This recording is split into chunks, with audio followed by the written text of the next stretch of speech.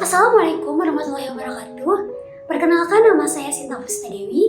Saya perwakilan dari kelompok KKN Unsika yang berjudul Upaya Peningkatan Asupan Protein, Kalsium, dan Antioksidan melalui pemberian cookies berbahan ceker dan daun kelor. Nah, pada video kali ini saya akan memberikan informasi yang menarik seputar kandungan zat gizi yang terdapat pada daun kelor dan juga ceker, yaitu antioksidan. Nah, langsung aja yuk kita bahas.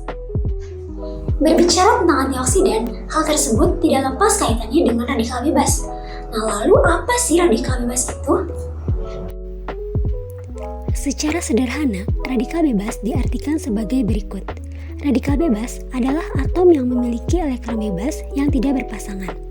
Elektron yang tidak berpasangan tersebut bersifat tidak stabil sehingga bersifat liar dan mudah menggandeng molekul lain yang ada di sekitarnya. Ikatan tersebut menimbulkan reaksi yang tidak diinginkan. Radikal bebas adalah molekul yang jika teroksidasi menyebabkan terbentuknya molekul baru yang dapat merusak tubuh. Selanjutnya kita bahas sumber dari radikal bebas. Nah, kira-kira dari mana saja ya sumbernya? Sebelumnya, kita tahu bahwa kita setiap hari pasti terpapar oleh radikal bebas, baik yang berasal dari dalam tubuh, dari makanan, maupun dari alam sekitar kita. Radikal bebas yang dihasilkan oleh tubuh secara alami disebut dengan radikal bebas endogen, sedangkan yang berasal dari luar tubuh disebut radikal bebas eksogen. Radikal bebas endogen berasal dari proses biokimia yang berlangsung di dalam sel intraseluler dan ekstraseluler secara terus-menerus yang terjadi selama kita hidup. Sedangkan radikal bebas eksogen berasal dari udara, air, makanan, serta obat-obatan yang masuk ke dalam tubuh kita.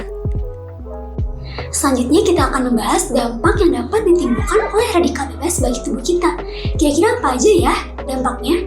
Sebelum itu kita ketahui bahwa paparan radikal bebas dalam tubuh merupakan sumber berbagai penyebab penyakit.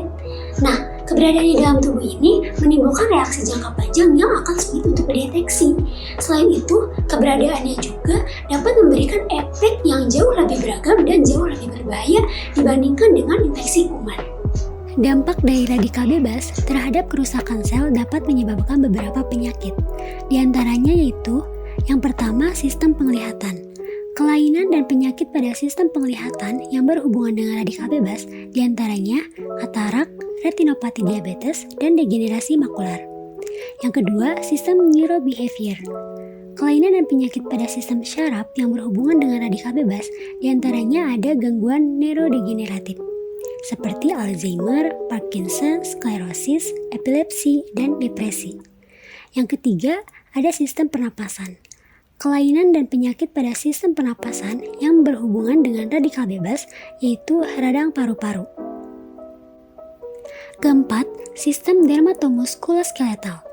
Kelainan dan penyakit pada sistem ini yang berhubungan dengan radikal bebas diantaranya lesi kulit dan penuaan. Kelima, sistem kardiovaskular. Kelainan dan penyakit pada sistem kardiovaskular yang berhubungan dengan radikal bebas diantaranya seperti aterosklerosis, penyakit jantung sistemik, dan hipertensi. Keenam, sistem pencernaan. Kelainan dan penyakit pada sistem pencernaan yang berhubungan dengan radikal bebas diantaranya hepatitis, pankreatitis, dan gastritis. Ketujuh, sistem imunitas. Kelainan dan penyakit pada sistem imunitas yang berhubungan dengan radikal bebas diantaranya yaitu rheumatoid arthritis.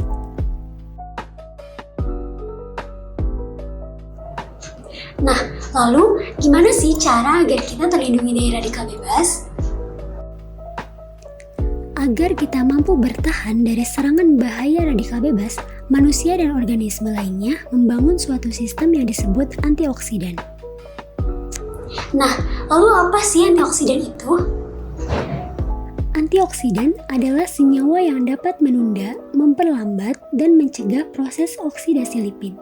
Dalam arti khusus, antioksidan adalah zat yang menunda atau mencegah terjadinya reaksi oksidasi dari radikal bebas dalam oksidasi lipid. Nah, selanjutnya, bagaimana sih cara kerja antioksidan dalam mencegah radikal bebas dalam tubuh kita? Dalam menjalankan aktivitasnya, antioksidan bekerja melalui berbagai cara karena setiap jenis antioksidan memiliki kinerja yang bervariasi antara satu dengan yang lainnya. Mekanisme cara kerjanya yaitu meliputi mencegah terbentuknya molekul radikal bebas, lalu mereduksi molekul radikal sehingga tidak menjadi berbahaya. Setelah itu memperbaiki kerusakan oksidatif, lalu mengeliminasi molekul yang rusak, dan kemudian mencegah terjadinya mutasi. Nah sekarang kita cari tahu sumber dari antioksidan. Berdasarkan sumbernya, antioksidan dibagi menjadi dua macam, yaitu antioksidan enzimatik dan juga antioksidan non-enzimatik. Antioksidan enzimatik yaitu antioksidan yang dibuat oleh tubuh kita sendiri yang berupa enzim, antara lain superoksida dismutase, glutation, peroksidase, dan katalase. Antioksidan non-enzimatik yaitu antioksidan yang sumber antioksidannya berasal dari: pertama, molekul senyawa yang berasal dari satu atau dua komponen makanan. Kedua, molekul senyawa yang berasal dari hasil reaksi melalui proses pengolahan. Dan ketiga, molekul senyawa yang berasal dari sumber alami kemudian diisolasi untuk ditambahkan ke makanan sebagai bahan tambahan makanan. Sayuran dan buah merupakan pangan esensial jika dilihat dari kandungan zat gizi mikronya, karena banyak mengandung vitamin dan mineral. Seperti yang kita ketahui, bahwa sayuran dan buah memiliki banyak manfaat untuk kesehatan, salah satunya sebagai sumber antioksidan. Nah, lalu gimana sih cara agar kita tahu bahwa sayuran dan buah-buahan tersebut memiliki kandungan antioksidan yang tinggi? Warna yang mencolok seperti merah, orange, hijau, dan ungu merupakan sumber antioksidan yang baik. Contohnya, manggis, cherry, blackberry, blueberry, acai berry, plum, anggur, apel, kol ungu, beet, ubi ungu, ubi kuning, tomat, pepaya, wortel, delima, buah kiwi, dan daun kelor.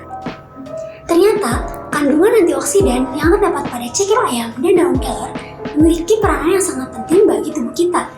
Terutama pada kondisi seperti ini, kita membutuhkan zat gizi yang dapat mencegah kita dari berbagai penyakit dan juga dapat meningkatkan imunitas tubuh kita. Cukup sekian informasi yang dapat diberikan pada video kali ini. Jangan lupa untuk like, comment, subscribe, dan juga tekan tombol loncengnya agar selalu mendapatkan notifikasi dari kita karena masih banyak informasi menarik lainnya seputar cekir ayam dan daun kelor.